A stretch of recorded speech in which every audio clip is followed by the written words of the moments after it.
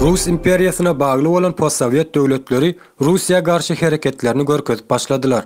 Vladimir Putin'in Russiýada köpçülikliğin mobilizasiýa kararyny kabul edenden soň, owalky postsovet döwletleri bolan Kazakystan, Özbegistan, Kyrgyzstan we Täjikistan döwletleri Russiýada wagtlaryny ýaşaýan we şol bir wagtda iki watandaşy bolan öz halklaryna Russiýanyň Ukraina topraklaryny basyp almagy ugrundaky wagşyçylikli söwüşine Rus goşunyny esker bolup gatnaşanlara 10 ýyl azatlykdan mahrum ediljek bu barada kanun kabul etdiler.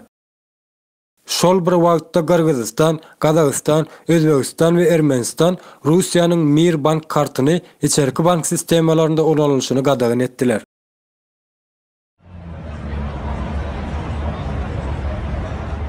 Ermenistan döwletinde de Russiýa garşy köpçülikliň protestler dowam edýär. Bu protestde Ermeni halky tarapyndan esasy aýdylan sözler Putin haýyn, Putin Ermenistanyň düşmany diýilgi sözleri geçýär. Goňşy döwletlerde bolup duran syýasy ýagdaýlar görmezden gelip, Russiýa hökümetiniň arkasyna diýrenýän Türkmenistanyň bir kanun terrorist hökümeti bu ýagdaýda da özüniň hiç bir syýasy we strategik güýjüniň ýokdugyny açyk ma'lum etdi.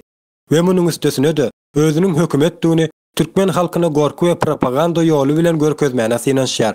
Ýöne bilen Türkmen halkynyň aladasyny edýän ne bir hökümetiniň ne de prezidentiniň bardygyny halkyň özü düşünüp köpçüliklerini dile getirip başladylar.